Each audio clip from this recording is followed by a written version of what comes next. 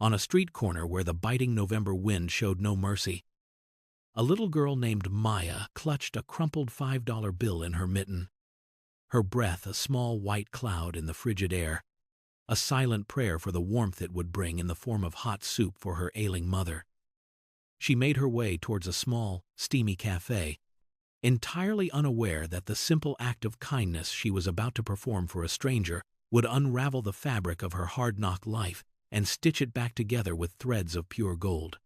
She did not know that the old man with weary eyes and a coat as frayed as her own hope was, in fact, Arthur Harrison, a reclusive billionaire worth more than the entire city block, a man who had lost his faith in humanity and was conducting one last desperate test to see if a single flicker of genuine goodness remained in the world. Her simple purchase, born from an instinct of pure compassion, was an answer to a question he had long forgotten how to ask, setting in motion a chain of events that would prove that the smallest heart can hold the greatest treasure, and that one small light can indeed banish the most profound darkness, changing not one life, but two, forever. Before I continue the story, please subscribe. I need to reach 1,000 subscribers so I can keep bringing you stories like this every day. It's just one click for you, but it means a lot to me. Thank you. The city was a symphony of cold, hard sounds, a relentless percussion of car horns, distant sirens, and the percussive drumming of a merciless rain against the pavement, each drop a tiny, frigid tear from a sky the color of slate. For 7-year-old Maya, this symphony was the soundtrack of her life, a constant, humming reminder of the world's indifference. Her world was a third-floor walk-up apartment where the heating was more of a suggestion than a reality. A place where the wallpaper peeled like sunburnt skin and the windows rattled with every gust of wind, as if pleading to escape. Her mother, Elena, was a woman whose laughter used to be as warm and bright as a summer afternoon, but was now a fragile, whispered thing, often punctuated by a dry, hacking cough that seemed to steal a little more of her light each day. The doctor had used long, complicated words, but Maya understood them in the simplest of terms. Her mother was sick, and the medicine that was supposed to make her better cost more than all the money they had in the world. Their existence was a careful, precarious dance with numbers, a constant subtraction of bills from a wage that was never quite enough, a life lived on the knife's edge of poverty where a single unexpected expense could send them tumbling into the abyss. Yet within these four peeling walls there existed a fortress of love so powerful it defied the cold, a bond between mother and daughter that was the single, unwavering source of warmth in their lives. Elena would read stories to Maya every night, her voice growing weaker but her spirit refusing to bow, her words painting pictures of faraway lands and brave heroes, a temporary escape from their reality. And Maya, with the profound wisdom that sometimes blesses the very young, understood that her role was to be the brave hero now. The $5 bill in her hand was not just paper, it was a sacred artifact. The result of a week's worth of collecting discarded cans and bottles, a small treasure she had guarded for one specific purpose, to buy the ingredients for the rich, warm chicken soup her mother had once made for her when she was sick. It was a mission of love, a tiny act of defiance against the cold and the sickness, a belief that a simple soup could be a kind of magic, a potion to bring the light back to her mother's eyes. She pulled her thin, oversized coat tighter around her small frame, the fabric worn smooth with age, and felt the weight of her mission settle upon her shoulders. It was more than just a trip to the store. It was a pilgrimage, a journey fueled by a daughter's desperate, unwavering love. Her focus was so absolute, her determination so singular, that she barely noticed the world around her, a world that was about to present her with a test she could never have anticipated, a choice that would echo far beyond the confines of their small, cold room and the quiet desperation that lived within it. The city's indifferent rhythm continued its beat, unaware that its symphony was about to gain a new, unexpected note of profound and resonant grace, played on the heartstrings of a child who had nothing to give but everything. Arthur Harrison sat in the back of his obsidian-black sedan, a vessel of silent, insulated luxury that glided through the rain-slicked streets like a phantom. The world outside the tinted windows was a muted watercolor painting of grays and blues, a world he owned vast swathes of but no longer felt a part of. He was a king in a self-imposed exile, a man who had built an empire of steel and glass, but had somehow misplaced the blueprint for his own happiness along the way. His suits were tailored by the finest hands in Italy, his watches were marvels of Swiss engineering, and his name was a key that could unlock any door, yet his heart felt like a locked room to which he had long lost the key. The source of his immense wealth was a distant memory, a mountain he had climbed so long ago that he had forgotten the thrill of the ascent, leaving him only with the cold, thin air of the summit. Loneliness was his most constant companion, a shadow that sat beside him in the plush leather seats of his car and followed him through the cavernous, empty rooms of his mansion, a home filled with priceless art that offered no comfort and opulent furniture that provided no warmth. It was the death of his wife, Eleanor, 5 years prior, that had been the catalyst, the event that had fractured his world and drained it of its color. She had been his compass, his true north, the one person who saw the man behind the magnate, the heart behind the fortune. Eleanor had believed in the inherent goodness of people, a belief she had tried to instill in him, but since her passing, that belief had eroded, ground down by a constant parade of sycophants, opportunists, and false friends who saw him not as a person but as a walking, talking vault of opportunities. Their smiles were as calculated as stock market projections, their kindness a commodity to be invested for a future return. He had grown cynical, his heart calloused over like a wound that never truly heals. This disguise, this theatrical performance of poverty, was a final, desperate experiment. He had donned the clothes of a man beaten down by life, a threadbare coat from a second-hand store, worn-out shoes, a day's worth of stubble on his weary face, to walk amongst the people he no longer understood. He wanted to see the world from the ground up, to feel its cold indifference not as a concept but as a physical sensation. He was testing the world, daring it to show him a sign, a single, unprompted, selfless act that could prove Eleanor's faith had not been misplaced. He instructed his driver to stop a block away from a small, unassuming cafe, a place he had chosen at random, a place where the name Harrison meant nothing. As he stepped out of the car, the cold, wet air was a shock, a stark contrast to the climate-controlled perfection of his vehicle. For the first time in years, he felt the chill seep into his bones, a raw, unfiltered piece of reality. He was no longer Arthur Harrison, the billionaire. He was just a man, old, cold, and alone, searching for a flicker of light in a world he suspected had gone completely dark. The cafe was a small haven of warmth and light, its windows fogged with steam, creating a blurry, dreamlike barrier against the bleakness of the street outside.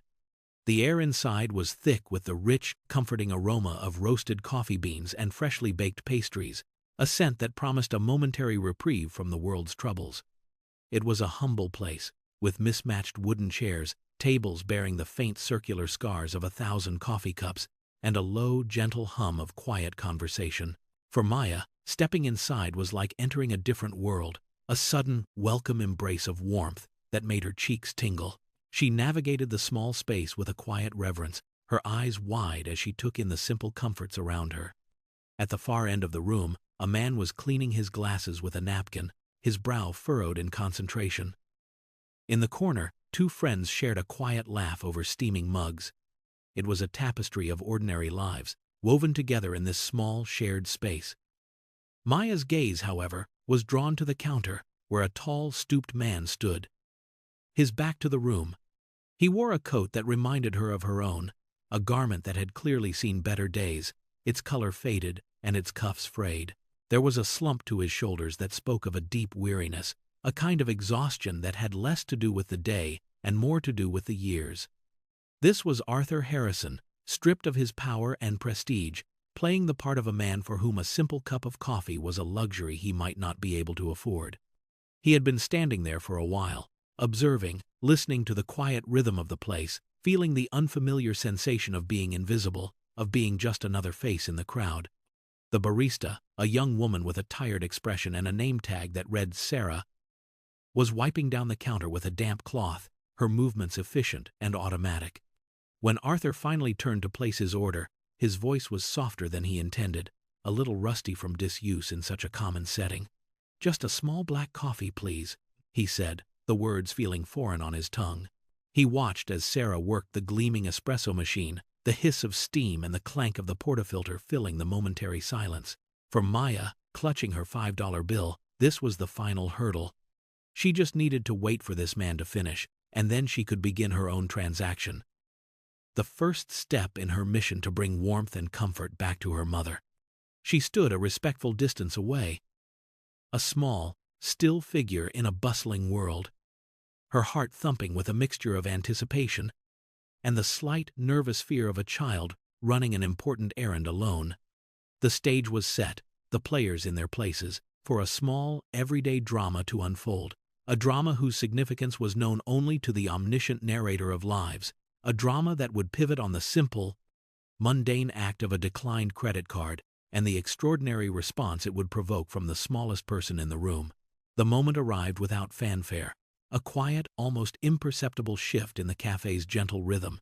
Sarah, the barista, placed the steaming paper cup on the counter. "That'll be $2.50, she said, her tone flat and businesslike, her eyes already scanning for the next customer. Arthur reached into the pocket of his worn coat and pulled out a wallet that was as much a part of his costume as the frayed cuffs. It was a cheap, imitation leather thing he had bought specifically for this purpose. Inside, nestled amongst a few small bills, was a single deactivated credit card, a prop for his grand experiment. He handed it to Sarah, his hand steady, his expression carefully neutral. He had rehearsed this moment in his mind, had anticipated the flicker of annoyance, the sigh of impatience, the casual dismissal. He was ready to receive the world's indifference. Sarah swiped the card. A small, negative beep, sharp and electronic, cut through the cafe's ambient hum. She swiped it again. The same result. "It's not working," she stated, not with malice, but with a weary finality. Cards declined. She slid the card back across the counter towards him. Arthur feigned a look of surprise and slight embarrassment. A performance he had practiced in the mirror of his marble bathroom. "Oh!" he mumbled, fumbling with his wallet again. "I'm sorry, I must have. I don't seem to have any cash on me. I thought I did." He looked down at the coffee, the steam rising from it like a fleeting ghost of warmth. A small comfort now tantalizingly out of reach. Sarah's patience, already worn thin by a long shift, began to fray. "Look, sir, I have other customers." She gestured with her head to the small line that had begun to form, a line that now included a small girl with wide, watchful eyes. This was the crux of his test. In this moment of minor, public humiliation, would anyone step forward? Or would he be met with averted gazes and a collective silent judgment? He felt the familiar sting of cynicism begin to rise in his chest. He had been right. People were islands, self-contained and self-interested, unwilling to bridge the small gaps between them. From her place in line, Maya watched the entire exchange, and her heart, a thing of profound and uncomplicated empathy, felt a pang of deep, second-hand sorrow for the old man. She didn't see a stranger holding up the line. She saw a grandfatherly figure with sad eyes being told no. She saw his slumped shoulders get a little lower, the weariness in his face deepen. She recognized the look of quiet shame, a look she had seen on her own mother's face when the grocery bill was a few dollars more than the cash in her purse. It was a familiar, painful language that her heart understood perfectly. In that small, silent space between the barista's impatient sigh and the old man's feigned fumbling, a battle raged within Maya's 7-year-old heart. The $5 bill in her hand felt impossibly heavy, a tangible weight of competing duties. It was her mother's soup. It was the rich, golden broth, the soft noodles, the tender pieces of chicken. It was the promise of a warm meal that would soothe the rasp in her mother's throat and bring a touch of color back to her pale cheeks. It was the physical manifestation of a week's worth of tireless effort, of cold fingers prying open the tops of aluminum cans, of lugging heavy bags back to their small apartment. Every cent of that $5 was earmarked for love, a specific and desperate love for her mother. But as she looked at the old man, another, more universal instinct rose up within her, a powerful, unbidden wave of pure compassion. She saw the tremble in his hand as he pushed the useless card back into his wallet. She saw the way his eyes avoided meeting the barista's, fixing instead on some distant point beyond the fogged-up window.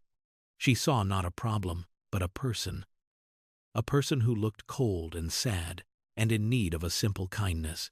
The world had taught Maya many hard lessons about scarcity, about the importance of holding on to what little you have. But her mother, even in their poverty, had taught her a different lesson, a lesson about the abundance of the human heart. "Kindness costs nothing, my love," Elena would say, "and it is the one thing you can give away and still have more of." The memory of her mother's voice, soft but certain, was the tipping point. The conflict within her resolved itself with the sudden clarity of a sunbeam breaking through storm clouds. The soup was important, but this felt important too. It felt right. Her small legs, almost of their own accord, carried her forward, past the other people in line who were now starting to grumble. She squeezed her way to the counter, her head barely reaching the top. She had to stand on her tiptoes to be seen. She held out the crumpled $5 bill, her small hand unwavering, a tiny beacon of defiance against the cafe's gathering cloud of impatience and indifference. The bill, still warm from her grasp, was an offering, a sacrifice made not with reluctance, but with a simple, profound certainty that this was what she was meant to do. The decision was made. The unthinkable was about to be done. "I can get it." The words were quiet, almost a whisper, yet they landed in the tense space of the cafe with the force of a thunderclap. Both Arthur and Sarah, the barista, turned to look down, their eyes finally focusing on the small girl with the determined face and the outstretched hand holding a crumpled bill. Maya looked directly at the old man, her expression one of earnest sincerity.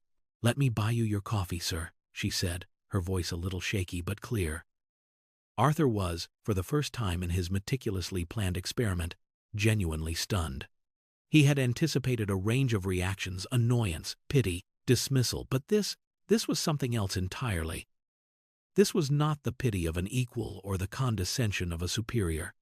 This was the pure, unhesitating generosity of a child who, by the looks of her worn coat and solemn eyes, had far less than he was pretending to have. His carefully constructed artifice, his role as the forgotten man, was momentarily shattered by a force he had not factored into his cynical equations: genuine human kindness. He was so taken aback that he almost broke character. The words of protest, of refusal, caught in his throat. He looked at the $5 bill, a small, wrinkled piece of paper that suddenly felt more valuable than all the stock certificates locked in his vault.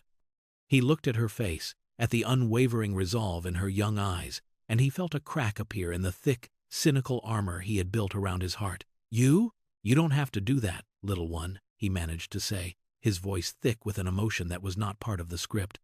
"It's okay," Maya insisted, pushing the bill a little further across the counter toward Sarah, who was now watching the exchange with a look of bewildered surprise. Everyone deserves something warm on a day like today.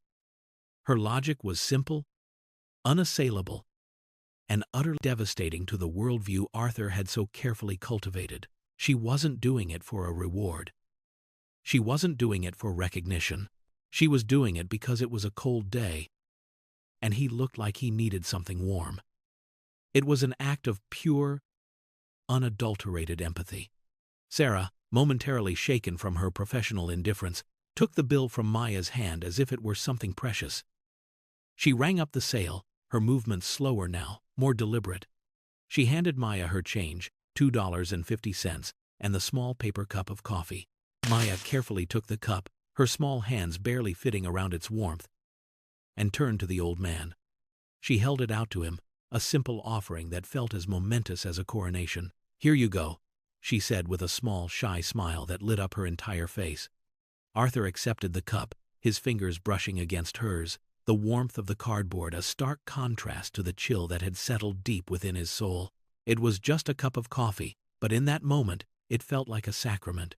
Arthur held the paper cup, the warmth seeping into his cold hands, and looked down at the little girl who had just dismantled his entire cynical worldview in the span of 30 seconds. He felt a profound, seismic shift within him, a feeling so foreign and so powerful it left him momentarily speechless. He had come out seeking proof of the world's coldness, and had instead found himself standing in the radiant warmth of a child's compassion. "Thank you," he said, and the words felt inadequate, flimsy containers for the enormous gratitude that was swelling in his chest. "What is your name?" he asked, his voice softer now, stripped of all pretense. "I'm Maya," she replied, her shyness returning now that the deed was done. She clutched the $2.50 of change in her mitten, the metallic coolness a stark reminder of what her kindness had cost her. Her soup fund was now halved. The mission was a partial failure. A flicker of worry crossed her face, a shadow that Arthur, now attuned to every nuance of her expression, noticed immediately. "Is everything all right, Maya?" he asked gently. She hesitated, not wanting to burden this stranger with her problems. It was not in her nature to complain. "It's just, this was for my mother's soup," she said, the admission a quiet confession. "She's not feeling well." The simple, unadorned honesty of her statement struck Arthur with the force of a physical blow. This small act of generosity was not born of abundance. It was a true sacrifice. She had given him not her surplus, but her substance. She had chosen his comfort over her own mission of love for her mother. The weight of that decision, the purity of that choice, was almost too much for him to comprehend. He felt an overwhelming urge to reveal himself, to empty his real wallet on the counter and solve all her problems in an instant. But he knew that would be a clumsy, vulgar response to the delicate, beautiful gift she had just given him. It would cheapen the moment, turning her act of pure kindness into a mere transaction. He had to honor the purity of her gesture. "Your mother," he said, his voice filled with a newfound respect, "is a very lucky woman to have a daughter like you. You have a very kind heart, Maya." He then did something he hadn't done in years. He looked a person directly in the eye, not as a business associate to be assessed or an employee to be managed, but as a fellow human being to be seen. He looked at Maya, and for the first time, he truly saw her. He saw her resilience, her strength, her quiet dignity, and in her eyes he saw a reflection of the hope he thought had been extinguished forever. He took a sip of the coffee. It was just a simple black coffee from a cheap cafe, but it was the most profound and meaningful thing he had ever tasted. It tasted of hope. As Maya turned to leave the cafe, clutching her remaining change, Arthur Harrison watched her go, his heart a tumultuous sea of emotions. He knew with an unshakable certainty that this was not the end of their story. It was only the beginning. Maya walked home through the relentless rain, the $2.50 clutched in her hand, feeling both impossibly light and unbearably heavy. The warmth of the cafe had faded, replaced once again by the biting cold that seemed to find every gap in her worn coat. A war of emotions waged within her. A part of her, the pragmatic part that understood the stark reality of their finances, was filled with a gnawing anxiety. The soup she had envisioned, the rich, nourishing meal for her mother, was now an impossibility. She could afford the broth, perhaps, or maybe just the noodles, but not the whole magical concoction she had planned. This small failure felt enormous, a betrayal of the promise she had made to herself and to her mother. She pictured Elena's hopeful face, waiting for the comforting aroma of chicken soup to fill their small apartment, and a wave of guilt washed over her. Had she done the right thing? Had she traded her mother's comfort for the fleeting warmth of a stranger? Yet, underneath the anxiety and the guilt, there was another feeling, a quiet, persistent warmth that had nothing to do with the cafe's heaters. It was the memory of the old man's eyes when she had handed him the coffee. It was the gentle way he had said "thank you," as if the words meant more than just a simple courtesy. In that moment, she had felt a connection, a sense of having made a small but meaningful difference in someone's day. It was a feeling of quiet power, the power to bring a small measure of comfort into a world that often felt so comfortless. She had eased someone's sadness, and in doing so, had found a strange and unexpected peace within herself. When she finally arrived back at the cold third-floor walk-up, Elena was sitting by the window, wrapped in a threadbare blanket, watching the rain. "Did you get it, my love?" she asked, her voice raspy. Maya's heart sank. She opened her hand and showed her mother the coins. "I'm so sorry, Mama," she whispered, her eyes filling with tears. There was a man at the cafe, and his card didn't work, and he looked so cold. "I bought him a coffee." She braced herself for disappointment, for a sigh of frustration. Instead, Elena wrapped her thin arms around her daughter and held her close. She listened as Maya recounted the story, her small voice filled with the weight of her difficult choice. When she was finished, Elena pulled back and gently wiped the tears from Maya's cheeks. "Oh, Maya," she said, her own eyes glistening. "You did not fail. You did the most beautiful thing in the world. You chose kindness. That soup," she added, her voice filled with a fierce pride, "could never have warmed me as much as the story you just told me." In that moment, Maya understood. The warmth she was meant to bring home was not in a bag of groceries, but in her own heart. Arthur Harrison did not go back to his office. He did not go to any of the dozen board meetings or charity galas that crowded his schedule. He went home. He instructed his driver to take him directly to the grand, imposing estate that had felt more like a museum than a home for the past 5 years. As the car passed through the wrought iron gates, he barely registered the perfectly manicured lawns or the majestic oak trees that lined the driveway. His entire focus was on the simple paper cup he held in his hands.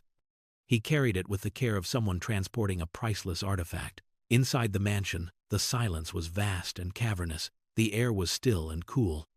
His footsteps echoed on the marble floors as he walked through the grand foyer, past paintings by old masters and sculptures that were the envy of collectors worldwide. He ignored it all. He walked into his study, a room paneled in dark, rich mahogany, dominated by a desk the size of a small boat. The desk was a battlefield of corporate warfare, littered with documents, financial reports, and contracts worth hundreds of millions of dollars. He swept a section of it clear with a single, decisive motion of his arm, sending a flurry of papers fluttering to the floor like startled birds. And in that cleared space, in the very center of his empire of wealth and power, he placed the cheap paper cup of coffee. It looked absurdly out of place, a humble peasant in a king's court. Yet to Arthur, it was the most valuable object in the room. It was a symbol, it was a relic, it was proof. He sat in his large leather chair and stared at it, the steam having long since dissipated, the coffee now cold, but the warmth it had given him lingered, a persistent, glowing ember in the cold furnace of his chest. He had found it. After all this time, after all his searching, he had found what he was looking for, a single, selfless act of kindness, untainted by avarice or expectation. A little girl named Maya had given him a $2.50 cup of coffee. And in doing so, she had given him back a piece of his own soul. He felt a profound sense of shame for his cynicism, for the bitter man he had allowed himself to become. He had been so focused on the darkness that he had failed to see the small, scattered lights that still flickered brightly in the world. He thought of his late wife, Eleanor. And for the first time in years, the memory brought not just a sharp pang of grief, but a gentle, comforting warmth. She would have loved Maya. She would have seen the goodness in her instantly. A single tear traced a path down Arthur's weathered cheek, a warm, salty drop that fell onto the polished surface of his desk. It was a tear not of sadness, but of a strange and overwhelming joy, a release from the prison of his own bitterness. He knew what he had to do. This could not end with just a cup of coffee. Her kindness demanded a response, not an equal one. For how could he equal such a pure and selfless gift? But a response that would honor its magnitude. He buzzed his intercom, his voice clear and firm, filled with a purpose he had not felt in years. "Peterson," he said, "get in here, we have work to do." Peterson, Arthur Harrison's long-serving assistant, was a man who operated with the precision and emotional detachment of a Swiss watch. He was tall, impeccably dressed, and his face seemed permanently fixed in an expression of mild disapproval. He had seen Arthur through corporate takeovers, market crashes, and personal tragedies, all with the same unflappable stoicism.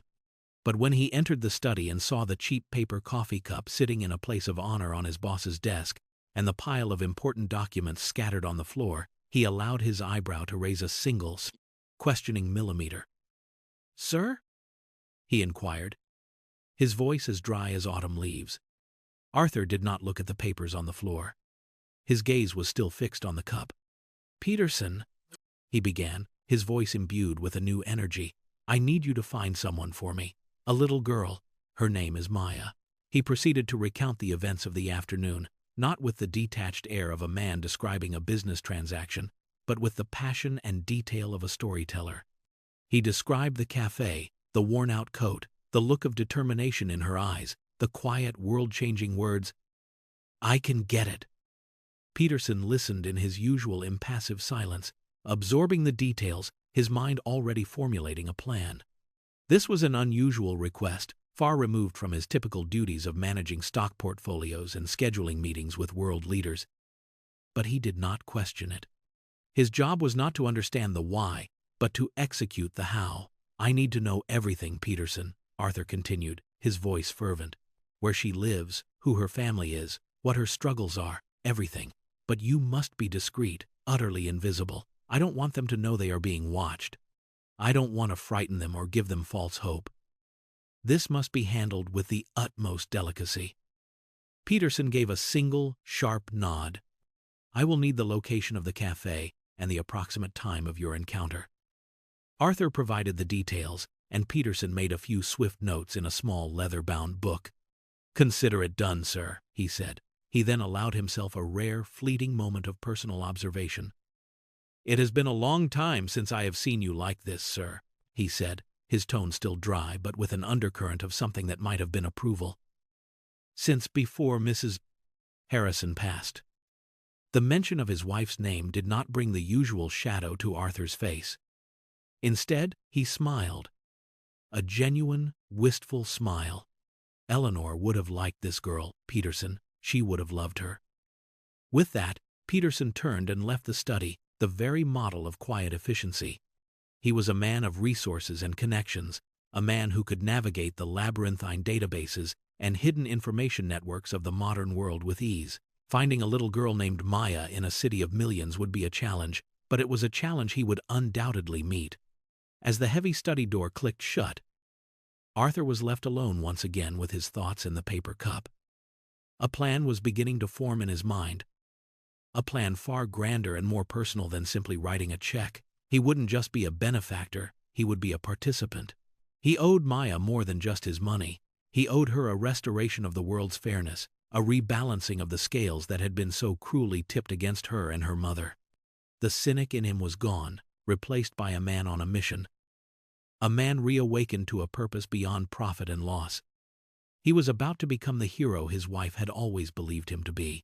Peterson's investigation was as swift and thorough as a surgeon's incision. Within 48 hours, a meticulously compiled report lay on Arthur's desk, replacing the humble coffee cup which had been moved to a place of honor on the mantelpiece. The report told a story that was both heartbreakingly common and deeply personal. Maya and her mother, Elena Morales, lived a life of quiet desperation. The report contained copies of mounting medical bills for a chronic respiratory condition that was slowly draining Elena of her strength and her savings. It detailed the late payment notices from their landlord, each one more threatening than the last, the stark red ink a symbol of their precarious hold on a place to call home. Peterson had even managed to get a transcript of Maya's school records, which showed a bright, intelligent child who was often marked as absent, likely due to her mother's illness or the simple, crushing realities of their poverty, like not having a warm enough coat for the walk to school. The final page of the report was a simple, grainy photograph, taken from a distance by one of Peterson's discreet contacts. It showed Maya and Elena walking down the street, holding hands. Elena was leaning on Maya more than a mother should, and Maya was looking up at her with an expression of fierce, protective love. The image was a portrait of struggle and devotion, a silent testament to the bond that sustained them. As Arthur read the report, a cold, hard anger began to build within him. It was an anger directed at the faceless, indifferent systems that allowed a good, hard-working woman and her courageous child to fall through the cracks.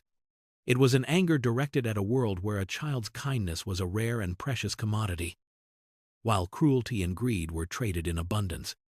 But most of all, it was an anger directed at himself. He had spent years accumulating a fortune so vast he could not spend it in 10 lifetimes, while people like Maya and Elena fought for survival just a few miles away.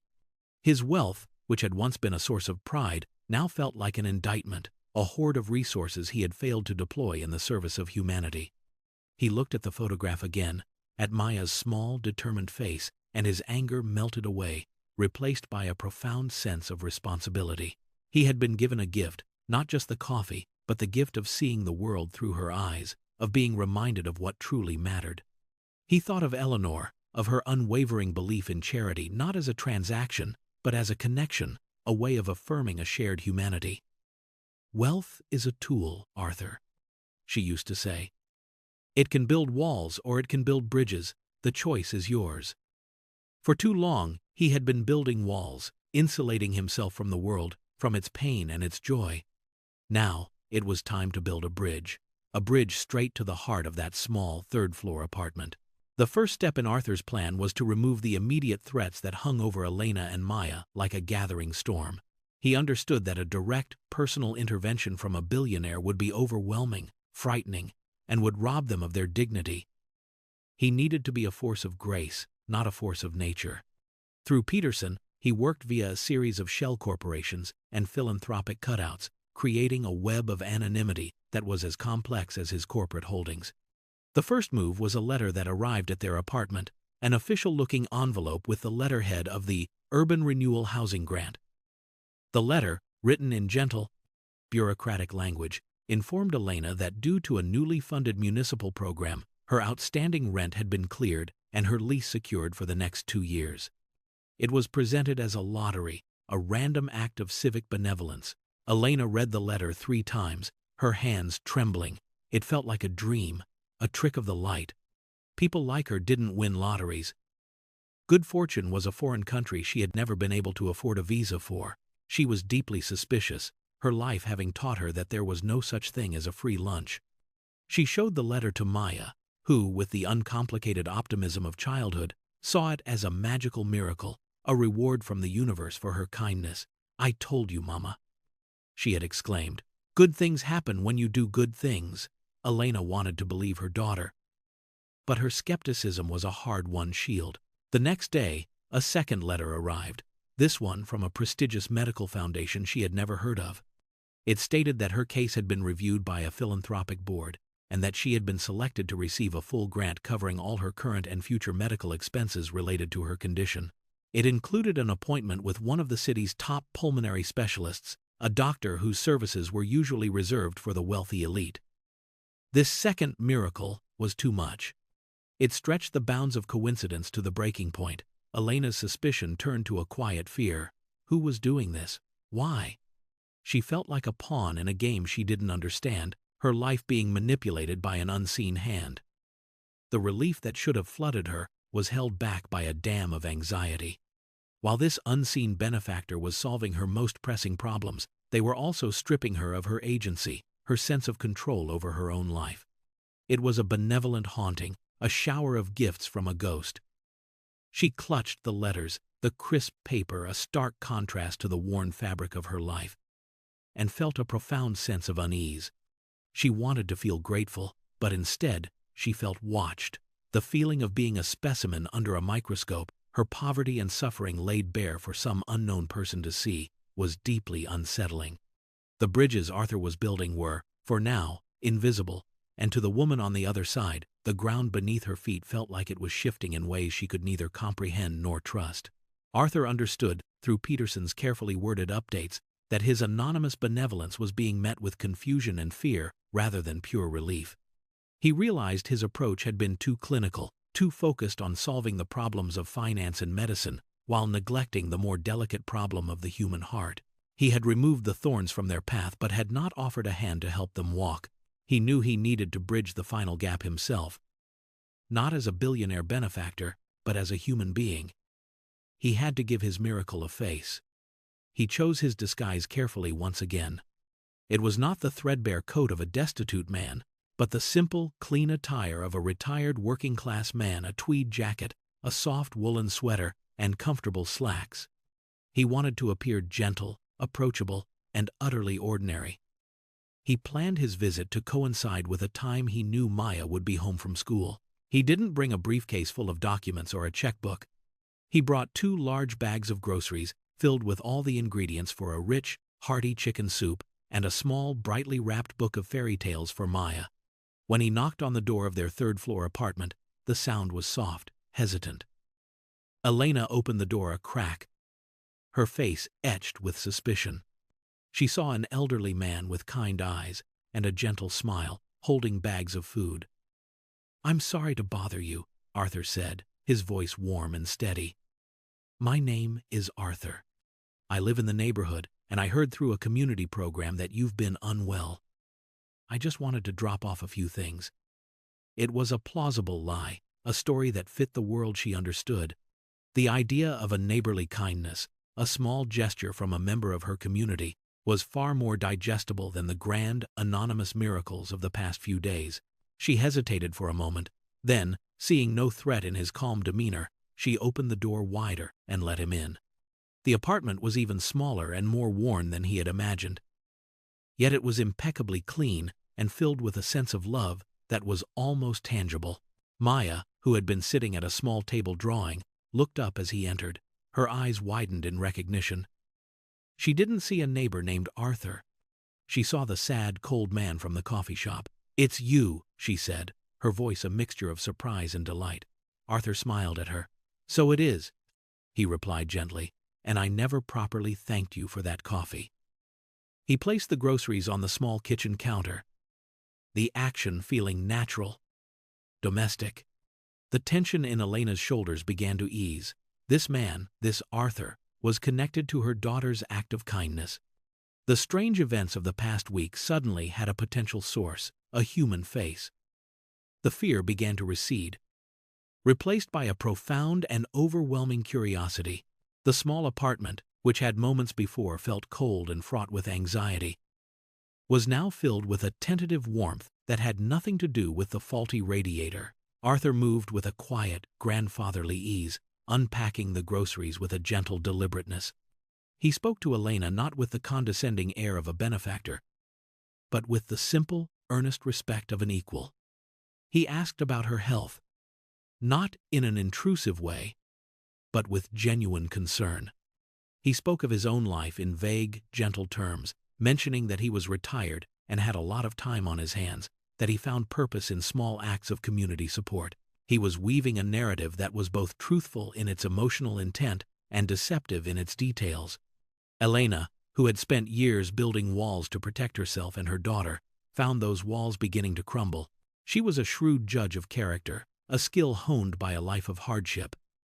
And in this man's eyes, she saw no deceit, only a deep and profound kindness that resonated with the spirit of her own daughter. She found herself telling him about her struggles, about the constant worry, the fear, and the recent, inexplicable string of good fortune that had felt more like a source of anxiety than a blessing. Arthur listened patiently, nodding, his gaze never leaving hers. He validated her fears, acknowledging how unsettling it must have been. "Sometimes," he said softly, his words chosen with care, "the world works in mysterious ways. Sometimes, a single act of goodness can send ripples out into the universe, and you never know how they will come back to you." At that moment, Maya, who had been watching their exchange with silent fascination, approached Arthur and tugged on his sleeve. "Was it you?" she asked, her question cutting through all the layers of pretense and careful storytelling. "Were you the one who paid our rent and helped my mama?" Her childish intuition had connected the dots in a way Elena's weary skepticism could not. Arthur looked down at her, and in her clear, trusting gaze, he knew he could no longer hide behind his gentle fiction. The time for half-truths was over. He owed them the full measure of his honesty.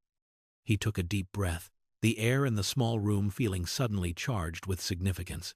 He looked at Elena, his expression shifting from one of gentle concern to one of profound, heartfelt confession. "Yes," he said, his voice barely a whisper. "It was me."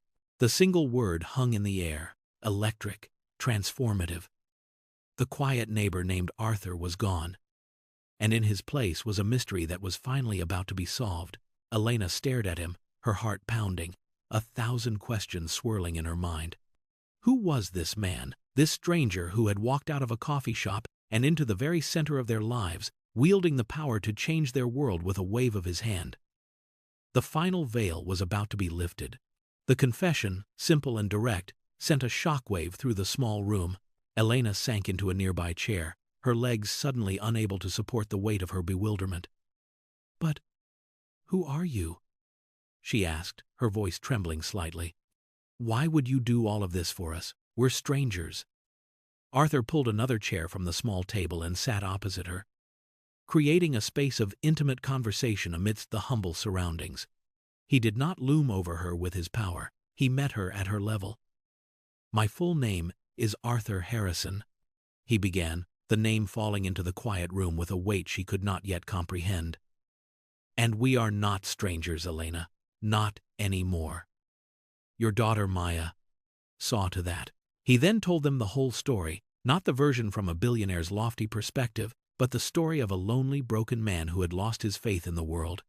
He spoke of his late wife, Eleanor, of her belief in goodness, and of how he had set out on a cold day to prove her wrong, only to have a 7-year-old girl prove her spectacularly right. He described how Maya's simple, selfless act of buying a stranger a cup of coffee with money she desperately needed had been like a key turning in a lock he thought was rusted shut forever. "You see," he said, his voice thick with emotion as he looked from Elena to Maya, "you think I was helping you, but the truth is, your daughter helped me first. She saved me from a poverty far worse than a lack of money, a poverty of the spirit." He explained that the money, the rent, the doctors were all just clumsy, inadequate tools he was using to try and repay a debt that could never truly be repaid. "She gave me hope," he said, looking directly at Maya. "And hope is priceless." As she listened, the pieces began to click into place for Elena. The name Harrison, though not immediately familiar to her, had a certain resonance.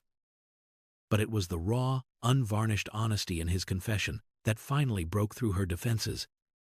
She was not the subject of a rich man's whim or a charity case to be pitied. She was the mother of the girl who had single-handedly restored a man's faith in humanity.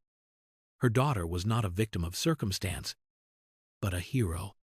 Tears streamed down Elena's face, but for the first time in a very long time, they were not tears of sorrow or fear, but tears of overwhelming gratitude and pride. She looked at Maya, who was now standing beside Arthur's chair, her small hand resting on his arm, as if she had known all along that he was a friend. The climax of their story was not the arrival of money or the solving of problems. It was this moment of pure, unadulterated human connection. A moment where three people from vastly different worlds found a common ground in the universal language of kindness and gratitude. The central mystery was solved, the benefactor revealed, and in his place stood not a billionaire, but a friend. The resolution was as swift and as gentle as the kindness that had set it all in motion. With the truth revealed, the relationship between Arthur, Maya, and Elena transformed. The awkwardness of the benefactor-beneficiary dynamic dissolved, replaced by the easy, comfortable bonds of a found family. Arthur insisted they leave the small, cold apartment behind. He didn't move them into a sterile, opulent mansion, but into a beautiful, cozy house in a quiet, tree-lined neighborhood. It was a home with a small garden where Elena could plant flowers, a sunny kitchen that was soon filled with the aroma of proper chicken soup, and a bedroom for Maya filled with more books than she could ever have dreamed of. Elena received the best medical care, and with the burden of financial stress lifted, her body and spirit began to heal. The rasp in her voice was replaced by her old, warm laughter, and the light returned to her eyes, brighter than ever before. For Maya, the changes were both wondrous and simple. She had a warm coat for the walk to a new, excellent school, a full backpack, and the security of knowing that her mother was safe and getting well. But the greatest gift was Arthur himself. He became the grandfather she never had. He taught her how to play chess, they built elaborate Lego castles together, and he would read to her from the book of fairy tales he had brought. His voice filled with a theatrical flourish that always made her giggle. He was a constant, steady presence, a source of wisdom and unconditional love. He attended her school plays, beaming with a pride that was more valuable to him than any corporate merger. In return, Maya and Elena filled the cavernous void in Arthur's life. They filled his silent mansion with laughter and the smell of home-cooked meals.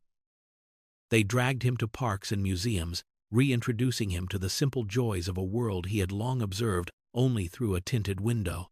He was no longer a reclusive billionaire. He was Arthur, the man who was terrible at baking cookies but excellent at telling bedtime stories.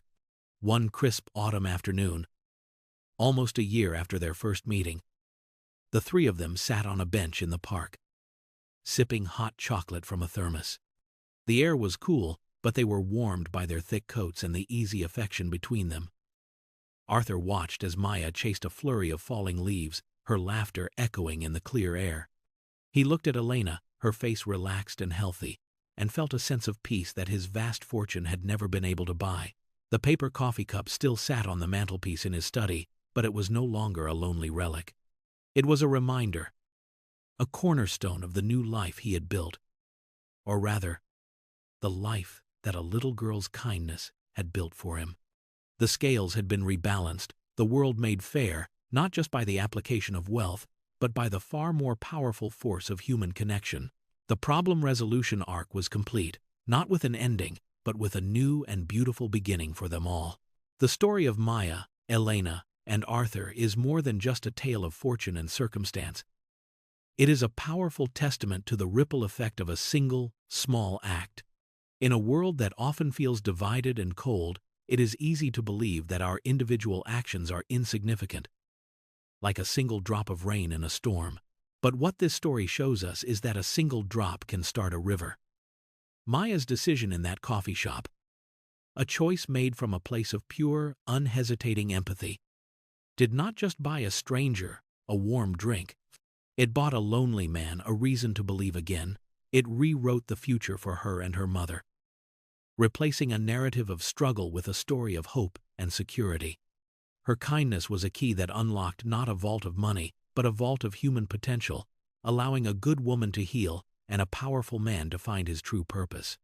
Think about the countless opportunities we have each day to perform our own small acts of kindness, a word of encouragement to a colleague, a helping hand to a neighbor, a moment of patience with a stranger. These gestures may seem trivial, but we can never truly know the silent battles others are fighting. We never know whose day, whose week, or even whose life we might change. You never know if the person you are helping is a king in disguise or simply a soul in need of reminding that they are seen. The greatest currency we possess is not what we have in our wallets, but what we have in our hearts. Compassion, empathy, and kindness are the investments that yield the greatest returns, creating a world that is richer for us all. If this story touched your heart, share it with others as a reminder of the incredible power we all hold. Subscribe for more stories that celebrate the light within humanity. And remember, be the reason someone believes in the goodness of people. You have the power to be a miracle in someone else's life.